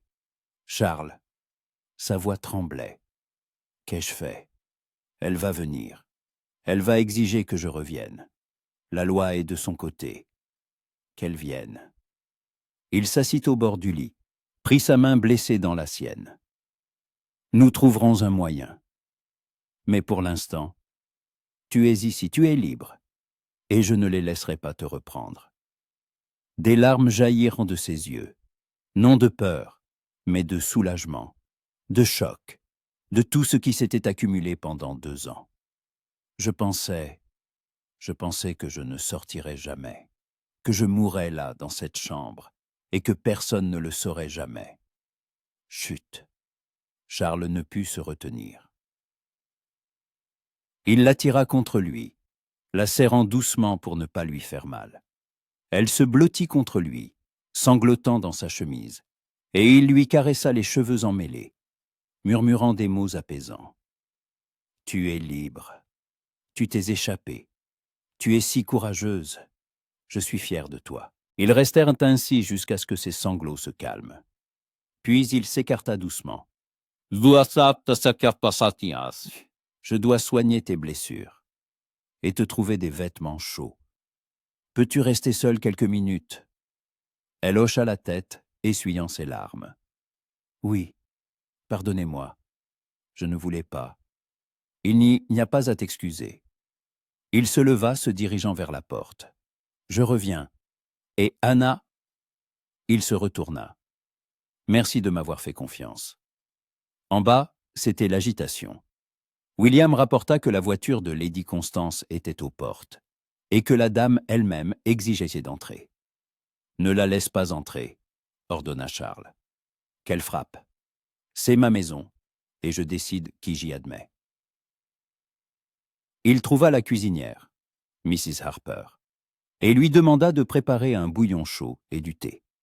Puis il retourna dans la chambre avec une bassine d'eau, des bandages et une pommade. Anna était assise sur le lit, tremblante encore. Charles s'agenouilla devant elle et prit délicatement son pied. La plante était blessée par les pierres du mur. Le sang avait séché. Il commença à nettoyer doucement les plaies avec de l'eau tiède, et elle tressaillit de douleur. « Pardon, » murmura-t-il. « Je sais que ça fait mal. »« Ce n'est rien, » chuchota-t-elle. « Ce n'est rien comparé à ce qui était. » Il soignait ses pieds, puis ses mains, appliquant délicatement la pommade et enroulant les bandages.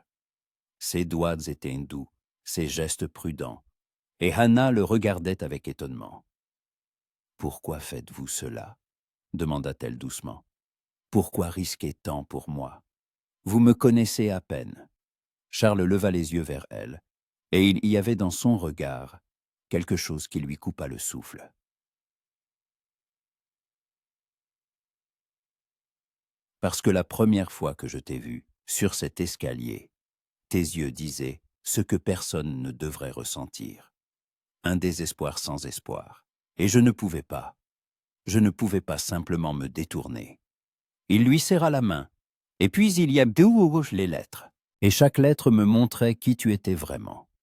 Intelligente, forte, pas brisée, malgré tout. Et j'ai compris que ce n'était plus seulement une question de sauver quelqu'un. C'était à propos de toi. D'Anna, de la jeune femme que je... Il s'interrompit, réalisant qu'il en disait trop.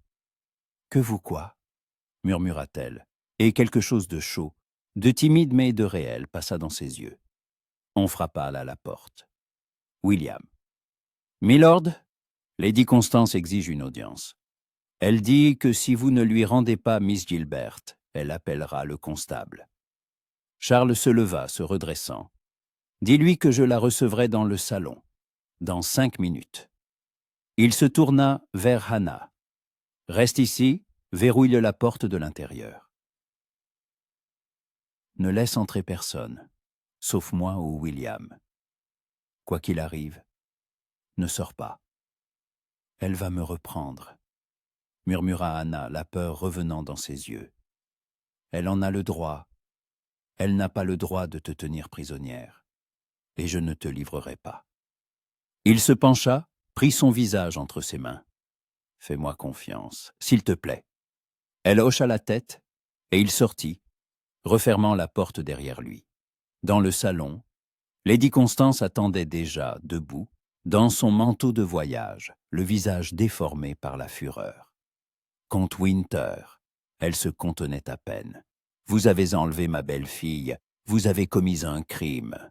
J'exige que vous me la rendiez immédiatement, ou je... Vous n'exigerez rien dans ma maison, madame. La coupa froidement Charles. Miss Gilbert est venue à moi en quête de protection, et je la lui ai accordée. Protection? Elle est folle, elle est dangereuse. Vous n'imaginez pas ce qu'elle est capable de faire. J'imagine très bien. Je lui ai parlé. Elle est parfaitement saine d'esprit. Vous n'êtes pas médecin, vous n'avez pas le droit de juger, tout comme le docteur Crane. Charles s'approcha, et sa voix devint dure. Je sais, madame, ce que vous avez fait. Vous avez gardé une jeune femme enfermée, l'avez gavée de médicaments inutiles, l'avez isolée du monde entier. Et tout cela pourquoi? Pour garder le contrôle de son héritage. Le visage de Lady Constance pâlit, puis s'empourpra. Comment osez-vous? C'est de la calomnie. Je prenais soin d'elle, je la soignais. La soigner? Vous alliez l'envoyer aujourd'hui dans une clinique d'où elle ne serait jamais sortie. Ce n'est pas un traitement, c'est se débarrasser d'une héritière gênante. Vous n'avez aucune preuve. Alors permettez à un médecin indépendant de l'examiner. Si elle est vraiment folle, cela sera confirmé. Sinon, votre tutelle sera contestée. Lady Constance pinça les lèvres en une ligne fine. Elle, c'est mineur. Elle est ma pupille selon la loi. Et j'exige son retour. Maintenant, ou j'appelle la loi. Appelez-la. Charles croisa les bras sur sa poitrine. Expliquez au constable pourquoi votre pupille s'est enfuie de chez vous, avec une telle terreur qu'elle a risqué sa vie en sautant par la fenêtre. Expliquez pourquoi elle restait couverte d'égratignures, épuisée, empoisonnée par des médicaments. Allez-y, appelez. Nous verrons de quel côté la loi se rangera quand elle aura entendu les deux versions. Elle le regardait avec haine, mais il voyait qu'elle hésitait. Le scandale, la publicité, les questions, c'était la dernière chose qu'elle voulait. Elle vous a trompé, dit-elle enfin, changeant de tactique. Sa voix devint plus douce, presque suppliante. Milord, vous êtes un jeune homme noble, bon. Anna sait être convaincante, mais elle est des malades. Elle a des crises. Elle peut paraître normale, et puis, j'ai peur pour vous, pour vos serviteurs. Elle est dangereuse quand... Assez? Charles se dirigea vers la porte et l'ouvrit. Sortez de ma maison. Miss Gilbert reste ici sous ma protection. Si vous voulez la récupérer, adressez-vous au tribunal. Je serai ravi de vous y retrouver. Lady Constance resta immobile, son visage un masque de fureur. Vous le regretterez, siffla-t-elle. Je vous détruirai. Votre réputation, votre nom. Quand je raconterai à tout le monde que vous gardez chez vous une jeune fille non mariée, la compromettant. Alors, je l'épouserai, dit Charles. Et les mots sortirent, avant qu'il n'ait eu le temps de réfléchir. Le silence tomba comme une hache. Lady Constance le regardait, bouche bée. Quelque part dans la maison, quelque chose tomba, probablement Hannah, qui avait entendu et avait laissé tomber quelque chose sous le choc. « Quoi ?» souffla Lady Constance. « Vous avez entendu. » Charles se redressa, et sa voix prit de l'assurance. « Je ferai une demande en mariage à Miss Gilbert. Lorsque nous serons mariés, votre tutelle cessera automatiquement. Elle deviendra ma femme, la comtesse Winter, et vous ne pourrez plus jamais la toucher. Elle n'acceptera pas. Demandons-lui. » Il sortit dans le hall, monta les escaliers. Devant la porte de la chambre d'amis, il s'arrêta et frappa. « Hannah, c'est moi. » La porte s'ouvrit. Elle se tenait sur le seuil, pâle, les yeux immenses. Elle avait entendu. Bien sûr, elle avait entendu. Hannah. Il prit ses mains dans les siennes, et elle tremblait. « Je sais que c'est de la folie. Nous nous connaissons depuis quelques semaines seulement. Mais c'est le seul moyen de te protéger. Si tu deviens ma femme, elle ne pourra plus te faire de mal. Je ne demande pas d'amour. Je ne demande même pas un vrai mariage, si tu n'en veux pas. Simplement, laisse-moi te protéger. Officiellement, légalement. » Des larmes brillaient dans ses yeux, mais cette fois, pas de peur. « Tu le veux vraiment ?» murmura-t-elle. « Ou est-ce juste ?»« Je ne sais pas ce que je ressens, » répondit-il honnêtement. « Mais je sais que je ne peux pas te livrer à elle, que l'idée de te perdre est insupportable. Et si cela signifie le mariage, alors que ce soit le mariage. » Elle le regarda longuement. Puis elle sourit. Le premier vrai sourire qu'il voyait sur son visage. Faible, timide, mais vrai. « Oui, dit-elle. Oui, je t'épouserai. » Et quand il la serra dans ses bras, la pressant contre lui, quand elle cacha son visage contre sa poitrine, ils savaient tous les deux que cela ne commençait pas comme il se doit. Pas par amour, pas par une cour, pas par romance. Mais c'était un début, leur début, et peut-être que c'était suffisant. Lady Constance se tenait dans le hall de Bradford House, et si les regards pouvaient tuer, Charles serait tombé raide mort sur place. Son visage était déformé par la fureur, ses mains serrées en poings si forts que ses jointures blanchissaient. « Un mariage ?» souffla-t-elle, la voix tremblante. « Vous ne pouvez pas. Elle est mineure. Il faut le consentement du tuteur pour se marier. »« Elle a 20 ans, » répondit calmement Charles, tenant toujours la main d'Anna. « Selon la loi, pour le mariage d'une femme de plus de 18 ans, le consentement du tuteur est souhaitable, mais pas obligatoire s'il y a le consentement de la fiancée elle-même. Et Miss Gilbert a donné son consentement. C'est un scandale. Tout le monde saura que vous avez séduit une jeune fille malade. » Aucune séduction. La voix de Charles devint froide comme la glace. Je fais une proposition honorable à une jeune femme saine d'esprit et capable de prendre ses propres décisions. Si vous tentez de la diffamer ou de me diffamer, j'engagerai les meilleurs avocats de Londres et je prouverai que c'est vous qui l'avez tenue prisonnière, empoisonnée, avec des médicaments inutiles et projeté de l'enfermer dans une clinique pour son héritage. Réfléchissez à la réputation qui souffrira le plus. Lady Constance ouvrait et fermait la bouche comme un poisson hors de l'osier. Puis, elle se retourna brusquement, lançant en guise d'adieu. « Ce n'est pas fini.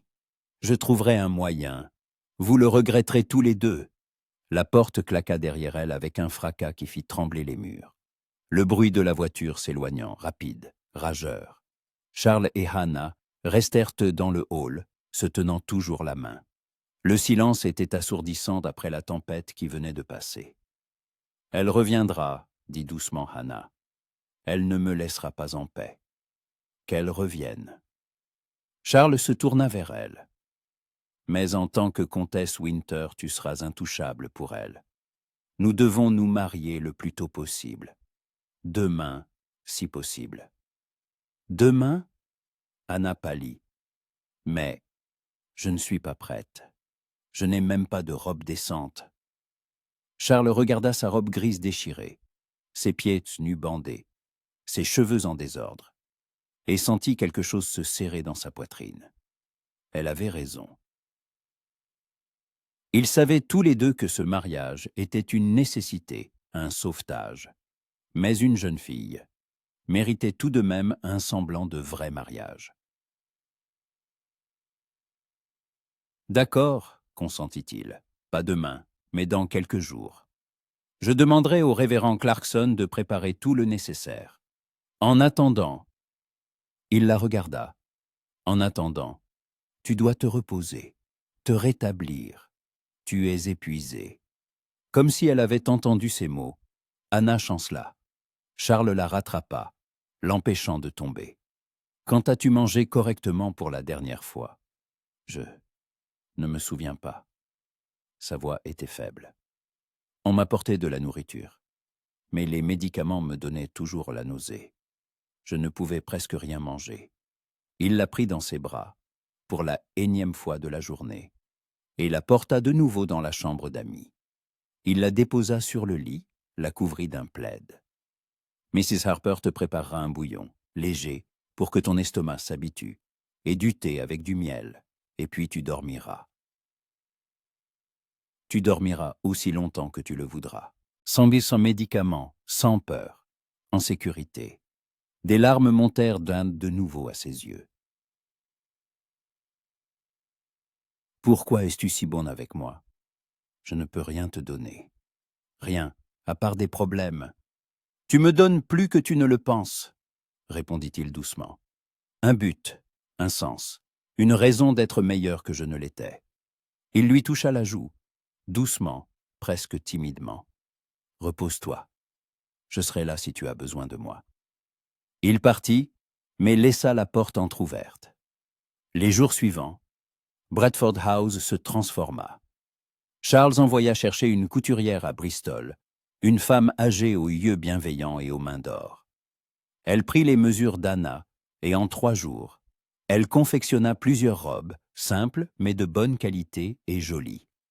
Une en laine bleu foncé avec un col montant et de longues manches ornées d'une broderie discrète au poignet.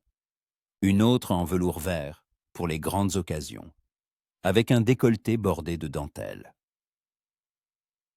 Et une troisième, la robe de mariée en soie crème, de coupe simple mais élégante, avec un corsage ajusté et une jupe fluide, des manches jusqu'au coude, avec une délicate finition de perles. Anna pleura en voyant les robes. Elle touchait les tissus, caressait les broderies, comme si elle ne pouvait pas croire que c'était pour elle. « Je n'ai rien porté de joli depuis si longtemps, » murmura-t-elle. Constance m'habillait comme une servante. Elle disait que je n'avais pas besoin de tenue, puisque je ne sortais pas. Maintenant, tu porteras ce que tu voudras, dit Charles. C'est ta maison maintenant, ta vie. Elle reprenait vie peu à peu. Les premiers jours, elle dormit presque sans interruption. Son corps, épuisé par les médicaments et la faim, avait besoin de repos. Mais chaque jour, ses joues rosissaient, ses yeux perdaient leur éclat maladif, ses mouvements devenaient plus assurés. Elle commença à sortir de sa chambre, d'abord timidement, puis avec plus d'audace. Elle descendait pour le petit déjeuner, se promenait dans la maison, explorant la bibliothèque avec l'admiration d'un enfant dans une confiserie. « Puis-je prendre ce livre ?» demanda-t-elle un jour, tenant un volume de Shakespeare. Anna, Charles la regarda sérieusement. « Tout dans cette maison est à toi. Tu en seras la maîtresse. Tu peux prendre n'importe quel livre, aller où tu veux, faire ce que tu veux. Tu es libre. S'il te plaît, souviens-t'en. » Elle serra le livre contre sa poitrine et sourit, ce même sourire qu'il avait voulu voir. Lumineux, sincère. Je ne me suis pas senti libre depuis si longtemps que j'ai oublié ce que c'est. Les soirs, ils s'asseyaient près de la cheminée, chacun avec un livre, parlant parfois en silence. Mais c'était un silence différent, pas tendu, mais confortable. Le silence de 2 personnes qui se sentent bien simplement en étant l'une à côté de l'autre. Un soir, Anna posa son livre et le regarda. « Charles, je dois te demander. Quand nous serons mariés, qu'attendras-tu de moi, en tant qu'épouse ?» Il leva les yeux, et leurs regards se croisèrent au-dessus des flammes dansantes de la cheminée. « Je n'attends rien, » répondit-il honnêtement. « Ce mariage a été pour ta protection. Je n'exigerai pas. » Il hésita. cherchant ces mots. Les devoirs conjugaux, si tu n'en as pas envie.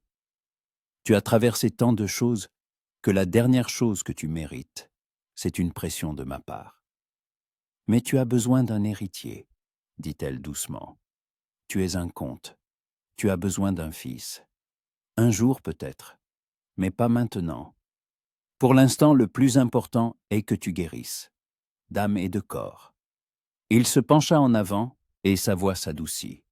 Anna, je ne veux pas que tu te sentes obligée envers moi. Je ne le fais pas pour la gratitude ou le devoir. Je le fais parce que... Elle le regardait, le cœur battant. Et parce que pendant ces semaines, j'ai appris à te connaître, termina-t-il. À travers les lettres, les conversations. Et tu ne ressembles à aucune femme que j'ai rencontrée. Tu es forte même quand tu sembles fragile. Tu es bonne, même après tout ce que tu as vécu. Tu n'es pas devenue amère. Tu n'as pas été brisée. Et ça m'impressionne. Ça me donne envie d'être à tes côtés, de te protéger, de te connaître mieux. Les joues d'Anna s'empourprèrent. Moi aussi j'ai appris à te connaître, murmura-t-elle. Dans les lettres, tu étais honnête. Tu ne jouais pas un rôle. Tu ne faisais pas semblant. Tu m'as montré ton vrai toi. Et cet homme, il est bon, noble. Celui qui n'est pas passé son chemin quand il aurait pu, qui a risqué sa vie pour une inconnue. Tu n'étais pas une inconnue, objecta-t-il. Pas après la première lettre. Quelque chose changeait entre eux et eux. L'attirance née dans les lettres se renforçait dans la réalité. Charles se surprenait à la chercher du regard quand elle n'était pas là. À écouter sa voix, douce, un peu rauque après un long silence, mais si agréable. À remarquer comment la lumière tombait sur ses cheveux roux, comment elle se mordillait la lèvre en lisant quelque chose d'intéressant, comment ses yeux s'illuminaient quand elle riait.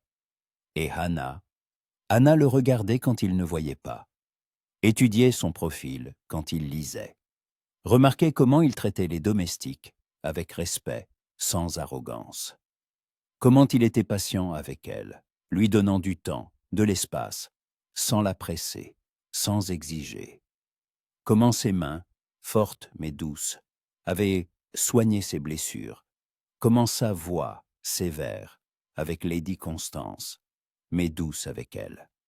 La veille du mariage, le révérend Clarkson arriva. Charles le reçut dans son bureau, et la conversation fut sérieuse. « Milord, » commença le prêtre, « j'ai tout préparé pour la cérémonie, mais je dois vous avertir. Lady Constance répand des rumeurs. Elle dit que vous avez séduit une jeune fille malade, que ce mariage est illégal et immoral. Certains paroissiens hésitent. « Qu'elle dise ce qu'elle veut, » répondit Charles. La vérité finira par éclater. J'espère que vous avez raison. Clarkson garda le silence un instant. Milord, pardonnez ma question, mais voulez-vous vraiment épouser Miss Anna? Ou est-ce uniquement par noblesse d'âme? Charles regarda par la fenêtre où le soir tombait. Cela a commencé par noblesse d'âme, avoua-t-il. Mais maintenant, je ne suis plus sûr de savoir où s'arrête le devoir et où commence autre chose. Elle m'est entrée dans la peau, révérend. Je pense à elle constamment. Je m'inquiète quand elle n'est pas là. Je me réjouis quand elle sourit. Ce n'est peut-être pas encore de l'amour. C'est trop tôt. Mais c'est le début de quelque chose de vrai. Le prêtre sourit. Alors, milord, je pense que ce mariage sera béni non seulement par l'Église, mais par quelque chose de plus grand. Un sentiment authentique, qui ne fait que naître, mais qui est déjà là. Le mariage eut lieu le lendemain matin dans la petite église du village. Anna portait la robe de soie crème, ses cheveux rassemblés en un chignon souple, orné de simples roses blanches que Charles avait cueillies dans sa serre le matin même. Elle ne portait aucun bijou. Elle n'en avait pas, mais elle était magnifique. Pâle, mais pas d'une pâleur maladive. Nerveuse, mais pas effrayée. Charles se tenait près de l'autel, en redingote bleu marine et gilet clair. Et quand elle entra, s'appuyant sur le bras de William. Elle n'avait personne pour la conduire à l'hôtel. Son souffle se coupa. Elle s'avançait vers lui lentement, avec hésitation, et leurs yeux se rencontrèrent. Dans son regard, il y avait tant de choses, de la gratitude, de l'espoir, de la peur, et quelque chose d'autre qui fit battre son cœur plus vite. La cérémonie fut brève. Le révérend Clarkson prononça les paroles, mais Charles ne les entendait presque pas. Il ne voyait qu'elle. N'entendait que sa voix quand elle dit « oui » doucement, mais fermement. Ne sentait que sa main dans la sienne, petite, chaude, tremblante. « Vous pouvez embrasser la mariée. » Charles se pencha, leur premier baiser. Il voulait être doux, prudent. Il effleura ses lèvres des siennes, doucement, respectueusement, promettant sans mots « Je prendrai soin de toi ». Mais quand elle répondit, quand ses lèvres s'entr'ouvrirent sous les siennes, quand sa main se posa sur sa poitrine, quelque chose s'enflamma. Une étincelle qui pourrait devenir une flamme, si on lui en laissait le temps. Ils s'écartèrent, tous deux, légèrement essoufflés, et dans ses yeux, il vit le reflet de sa propre surprise. Ce n'était pas une simple formalité, c'était une promesse. De retour à Bradford House, un modeste déjeuner de noces les attendait. Mrs. Harper avait préparé un rôti, des tourtes, du pain frais et même un petit gâteau. Les domestiques félicitèrent les jeunes mariés avec une joie sincère. William leva son verre au comte et à la comtesse Winter. Pour une vie longue et heureuse, Anna souriait, et Charles la voyait s'épanouir sous ses yeux. Pour la première fois en 2 ans, elle était entourée de personnes bienveillantes et qui lui souhaitaient sincèrement du bien. Pour la première fois, elle pouvait respirer librement. Le soir, quand les domestiques se furent retirés, ils se retrouvèrent en seuls. Debout dans le hall, une gêne flottait entre eux. La première nuit de noces. Même dans leurs circonstances inhabituelles, la tradition était la tradition.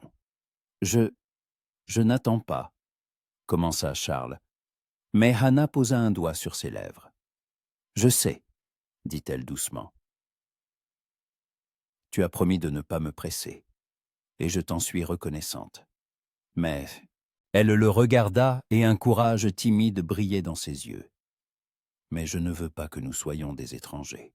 Je suis ta femme maintenant, et je veux essayer d'être une vraie femme. Si tu le veux aussi.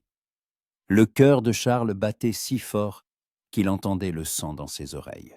Hannah, tu es sûre? Après tout, j'en suis sûre, hocha-t-elle la tête.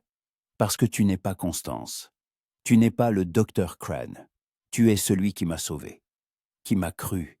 Et je te fais confiance, entièrement. Il prit sa main, la porta à ses lèvres. Alors allons-y, murmura-t-il, mais nous irons lentement, à ton rythme, toujours. Ils montèrent l'escalier, et pour la première fois, non pas vers la chambre d'amis, mais vers ses appartements. Une grande chambre avec un immense lit, une cheminée, des fenêtres donnant sur l'est. Le feu brûlait, projetant des ombres chaudes. Charles se tourna vers elle, et ses mains se posèrent sur sa taille, prudemment lui laissant le temps de reculer si elle le souhaitait. Mais elle ne recula pas. Au lieu de cela, elle se hissa sur la pointe des pieds et l'embrassa. Pas comme à l'église, pas chastement et prudemment, mais vraiment, profondément, désespérément. 2 personnes, trop longtemps privées de chaleur et de proximité, se trouvant enfin. Il déboutonna lentement sa robe, embrassant chaque centimètre de peau qui se dévoilait. Elle tremblait, mais pas de peur, d'anticipation, de désir qui s'éveillait en elle. Ses mains glissaient sur son dos, serrant le tissu de sa chemise. Quand ils se retrouvèrent enfin sur le lit, quand leurs corps s'unirent, ce ne fut pas seulement une proximité physique, ce fut une guérison, pour eux deux. Elle guérissait du passé, de la douleur et de la réclusion. Il guérissait du vide et du cynisme. Et tandis qu'il bougeait en elle, qu'elle l'enlaçait, se pressant plus près, murmurant son nom, Charles comprit que ce n'était plus seulement un devoir, pas seulement un sauvetage, c'était le début de l'amour. Ensuite, ils restèrent allongés, enlacés, sous la chaude couverture. Sa tête sur sa poitrine, sa main dans ses cheveux. Le feu se consumait dans la cheminée, projetant ses dernières lueurs. « Charles » murmura-t-elle dans l'obscurité. « Merci.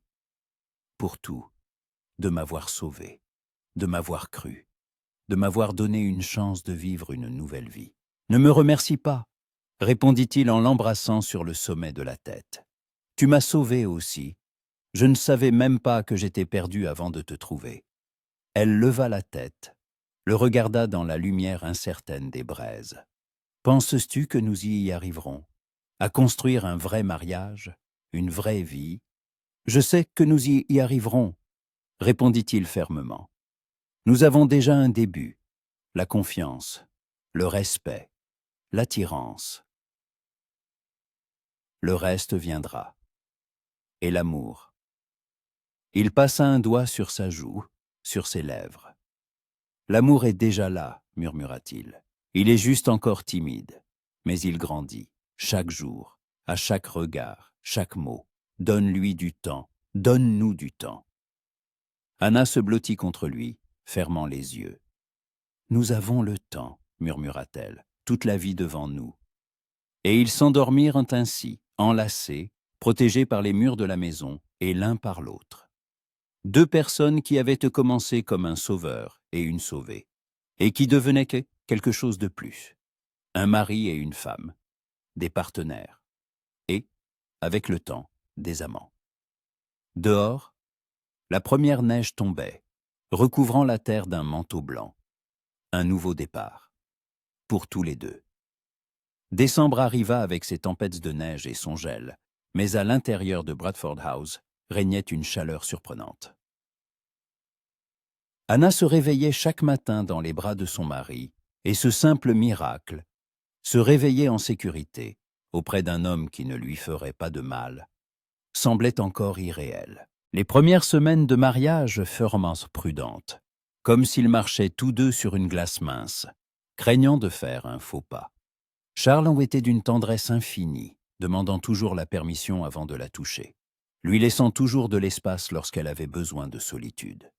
Et Hannah apprenait à être une épouse, une vraie épouse, et non une prisonnière ou un fardeau.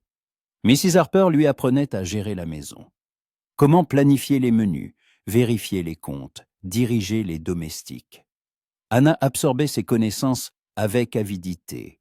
2 ans de réclusion l'avaient privée de ses compétences simples, mais sa mémoire était vive, et son désir d'être utile, immense. « Vous apprenez à une vitesse fulgurante, milady », disait la cuisinière avec approbation. Pas comme certaines comtesses qui ne sauraient distinguer un œuf d'une poule. Anna souriait, mais au fond, elle se sentait encore incertaine. Elle, une comtesse, l'épouse d'un aristocrate titré. Mais à l'intérieur, elle était toujours la jeune fille effrayée, enfermée dans une cage pendant 2 ans. Charles le sentait. Il la voyait se figer lorsqu'une porte claquait trop fort, pâlir lorsqu'on entrait à l'improviste dans une pièce. Sa main se portait instinctivement pour vérifier si la porte était bien verrouillée lorsqu'elle restait seule. « Il te faut du temps », lui dit-il un soir, la trouvant debout près de la fenêtre, scrutant l'obscurité comme si elle attendait quelqu'un. Les cicatrices de l'âme guérissent plus lentement que celles du corps. « Je sais », murmura-t-elle, « mais je suis si fatiguée d'avoir peur. Je veux être normale. Je veux être digne de toi. » Il s'approcha par derrière, l'enlaça, posant son menton sur le sommet de sa tête.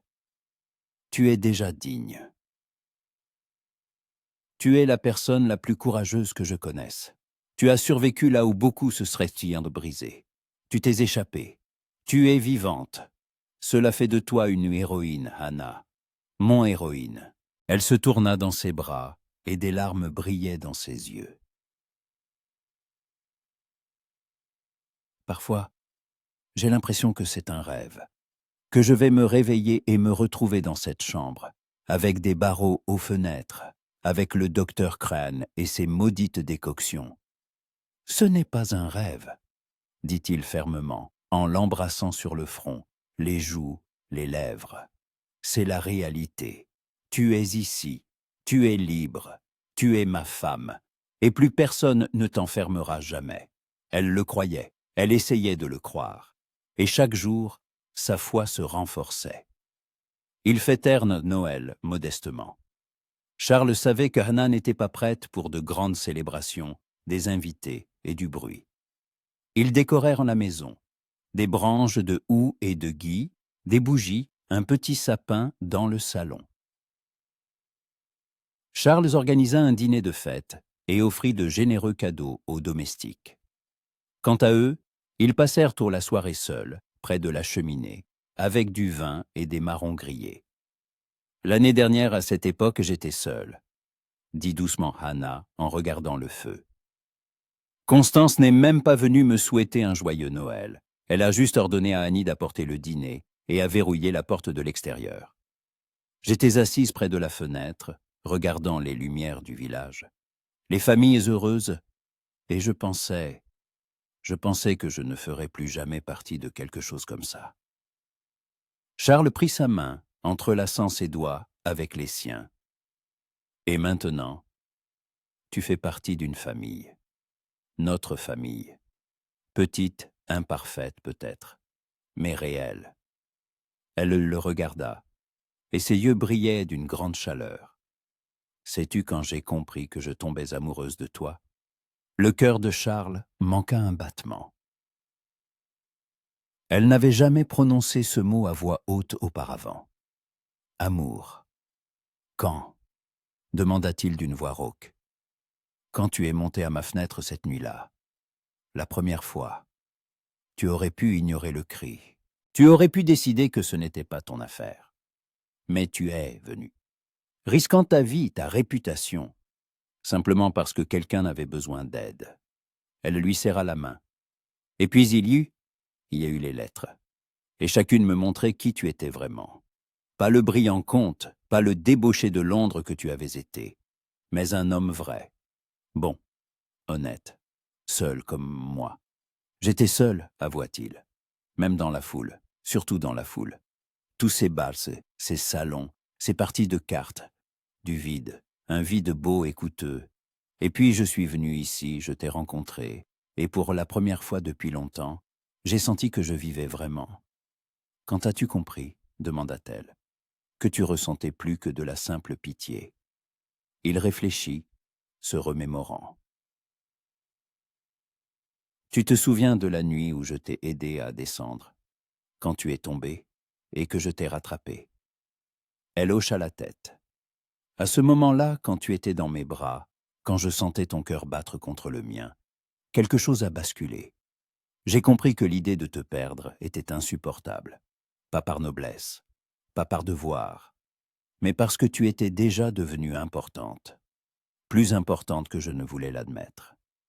Hannah se pencha en avant, et leurs lèvres se rencontrèrent, doucement, tendrement, pleines de promesses. « Je t'aime », murmura-t-elle contre ses lèvres. Je ne l'avais pas prévu. Je ne pensais pas pouvoir aimer à nouveau après tout ce qui s'est dépassé. Mais je t'aime. Si fort que ça me fait peur parfois. Je t'aime aussi, répondit-il. Et ces mots étaient la vérité, une vérité absolue, pure. Je suis tombé amoureux de la jeune femme qui m'écrivait des lettres dans le noir, de celle qui n'a pas abandonné malgré tout, de toi, Hannah. Toujours seulement de toi. Cette nuit-là, ils la passèrent près de la cheminée, enlacés, murmurant des aveux et faisant des projets d'avenir. Et lorsqu'ils montèrent dans la chambre, leur intimité était différente. Pas prudente, pas timide, mais passionnée, confiante, pleine d'un amour qui ne se cachait plus. Mais le calme était trompeur. Début janvier, une lettre de l'avocat Holloway de Londres arriva. Charles la lut au petit déjeuner, et son visage s'assombrit à chaque ligne.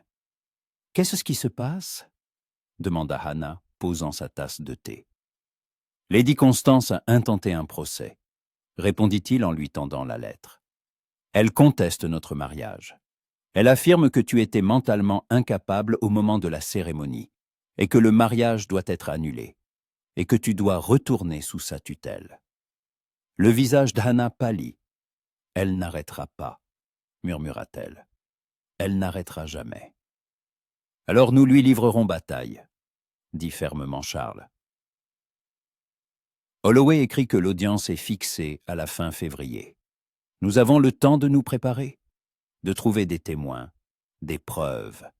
Nous prouverons que tu es parfaitement capable, que le mariage est légal et qu'elle t'a tenue prisonnière pour l'héritage. Mais elle a le docteur Crane. Il confirmera tous ces mensonges. Et nous aurons d'autres médecins, le révérend Clarkson, nos domestiques, tous ceux qui t'ont vu avant et après. Il prit ses mains dans les siennes. Hannah, nous ne perdrons pas. Je ne la laisserai pas te reprendre. Les semaines suivantes, Bradford House se transforma en quartier général pour la préparation de la bataille judiciaire. Holloway arriva, un homme sec et d'un certain âge, à l'esprit vif et fort de 30 ans de pratique juridique. Il interrogea Hannah pendant des heures, notant chaque détail de sa réclusion, chaque preuve de la cruauté de Lady Constance. « Parlez-moi des médicaments, Lady Winter, demandait-il. À quelle fréquence? À quelle dose? Quel en était l'effet? Hannah répondait, et Charles restait à ses côtés, lui tenant la main, la sentant se tendre à chaque souvenir. Mais elle tenait bon. Elle était plus forte qu'elle ne le pensait. Holloway organisa la venue d'un médecin indépendant de Londres, le docteur Fitzgerald, un spécialiste respecté des maladies nerveuses. Il examina Hannah, s'entretint avec elle, testa ses réflexes, posa des questions. « Lady Winter est absolument saine d'esprit », déclara-t-il après l'examen. « Aucun signe d'hystérie, de psychose ou d'autres troubles nerveux. Oui, elle a subi un traumatisme. Et les conséquences sont encore palpables. Une anxiété accrue, des cauchemars périodiques. Mais c'est une réaction normale à une longue réclusion et à de mauvais traitements, et non un signe de folie. De plus, sa capacité de raisonnement logique, sa mémoire et ses réactions émotionnelles sont tout à fait conformes à la norme. » Charles sentit un poids s'enlever de ses épaules. « Êtes-vous prête à témoigner au tribunal ?»« Absolument, » hocha la tête le docteur. « Et j'ai l'intention de réfuter publiquement le diagnostic du docteur Crane. De tels charlatans déshonorent notre profession. » Le révérend Clarkson accepta également de témoigner. Tout comme Mrs. Harper William et même Annie, la jeune fille qui transmettait secrètement les lettres, qui travaillait désormais à Bradford House après que Lady Constance l'eut renvoyée pour trahison. « Je dirai la vérité, » déclara Annie en serrant les poings. « Je dirai que Miss Hannah n'a jamais été folle, qu'on l'a enfermée, affamée, empoisonnée avec des médicaments. Que toute l'Angleterre sache ce que cette femme a fait. » Mais malgré les préparatifs, Hannah devenait de plus en plus anxieuse à l'approche de la date de l'audience. Elle dormait mal, sursautait au moindre bruit, et parfois Charles se réveillait au milieu de la nuit pour la trouver debout près de la fenêtre, tremblante et pâle. « Elle va me reprendre, » murmurait Hannah. « Le tribunal se rangera de son côté. C'est une lady d'une vieille famille, et moi, je ne suis personne. La fille d'un marchand, l'héritière folle. « Tu es ma femme, » disait fermement Charles en l'enlaçant, la comtesse Winter. « Et tu m'as, moi, mon titre, mon nom, mon influence. Et j'utiliserai tout cela pour te protéger. » Février apporta les premiers signes du printemps. La neige fondait, dévoilant la terre. Les bourgeons gonflaient sur les branches des arbres. Et un de ces jours, alors que le soleil brillait plus fort que d'habitude, Hannah sortit se promener dans le jardin, pour la première fois. Charles la trouva assise sur un banc de pierre près d'un vieux chêne. Elle levait le visage vers le soleil, les yeux fermés, et un léger sourire jouait sur ses lèvres. J'avais oublié ce que c'est, le soleil sur le visage, murmura-t-elle quand il s'approcha. 2 ans. 2 ans que je n'avais presque pas vu le soleil. La fenêtre de ma chambre donnait au nord, et même elle était grillagée. Il s'assit à côté d'elle, l'entourant de son bras. Maintenant, tu peux t'asseoir au soleil tous les jours, te promener où tu veux, respirer librement. Si nous gagnons le procès, nous gagnerons. Elle se blottit contre lui, et ils restèrent ainsi longtemps, se réchauffant l'un l'autre. Puis Hannah parla, d'une voix pensive. En mars, j'aurai 21 ans. Je prendrai le contrôle total de l'héritage de mon père. Penses-tu que c'est pour ça qu'elle essaie si désespérément de me récupérer? Une dernière chance de s'emparer de l'argent? Sans aucun doute, hocha la tête Charles. Dès que tu auras 21 ans, sa tutelle prendra fin automatiquement, même si le tribunal se range de son côté maintenant. Mais si elle prouve que tu es incapable, alors elle peut obtenir une prolongation de la tutelle, ou même ta reconnaissance complète d'incapacité. Et alors, l'héritage lui reviendra. De combien s'agit-il? L'héritage? Je ne sais même pas exactement. Mon père ne parlait jamais de chiffres. Holloway s'est renseigné. Environ 50 000 livres. Plus d'éparses dans plusieurs entreprises commerciales. Et une maison à Bath. Anna eut le souffle coupé. 50 000. Mon Dieu. Je n'imaginais pas que c'était autant. Assez pour tuer, remarqua sombrement Charles. Et je n'exclus pas que ton père ne soit pas mort de sa belle mort. Tu disais que tu soupçonnais un empoisonnement? Oui, mais il n'y a aucune preuve. Qu'il a été enterré rapidement, il n'y a pas eu d'autopsie. Constance a insisté sur la crémation, disant que ça aurait été le souhait de mon père, bien qu'il ne l'ait jamais dit. Destruction de preuves, siffla Charles. Une femme intelligente. Cruelle, mais intelligente. Anna frissonna. Parfois je me demande, si mon père avait su ce qu'il en adviendrait, l'aurait-il épousée? Il voulait bien faire. Il voulait que j'aie une mère, que je reçoive une éducation de lady. Il a tant essayé de devenir un gentleman, de faire partie de ce monde. Et au final, il m'a livré à un monstre. Il ne pouvait pas savoir, dit doucement Charles. Lady Constance sait porter des masques. Elle est charmante quand il le faut, respectable. Qui aurait pu penser que sous ce masque se cachait une telle chose? Ils rentrèrent à la maison alors que le soleil commençait à se coucher.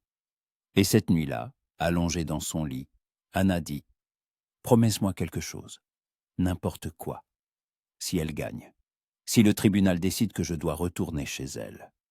Ne les laisse pas me prendre vivante. » Sa voix tremblait, mais il y avait de la détermination. Mieux vaut la mort que de retourner dans cette cage.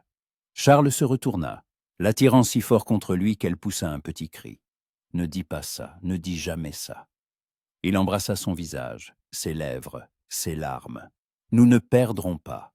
Et même si quelque chose tournait mal, je t'emmènerai à l'étranger. » En Italie, en France, n'importe où, qu'ils cessaient de nous y trouver. J'abandonnerai mon titre, mon argent, tout, mais je ne te livrerai pas. « Tu ferais ça ?» murmura-t-elle. « Tu abandonnerais tout pour moi. » Sans hésiter, répondit-il fermement. Parce que tu es tout ce qui compte. Les titres, les domaines, la position dans la société, tout cela n'est rien sans toi. Tu es ma vie maintenant, Anna, mon cœur, et je te protégerai à tout prix. Elle sanglotait contre sa poitrine, et il la tenait, lui caressant les cheveux, murmurant des mots d'amour et des serments de protection, jusqu'à ce qu'elle s'endorme, épuisée par l'émotion. Quant à lui, il resta longtemps éveillé, fixant le plafond et réfléchissant. Un plan en cas de défaite se formait déjà dans sa tête. De l'argent caché en lieu sûr, des documents sous de faux noms, un navire prêt à partir au premier signal. Il ne la laisserait pas retourner dans sa cage, même s'il devait pour cela devenir un fugitif. La fin de février amena le jour du procès. Ils se rendaient à Bristol en voiture. Et Hannah était pâle, mais maîtresse d'elle-même. Elle portait la robe de laine bleu foncé, stricte, élégante, digne d'une comtesse. Ses cheveux étaient relevés en un chignon serré.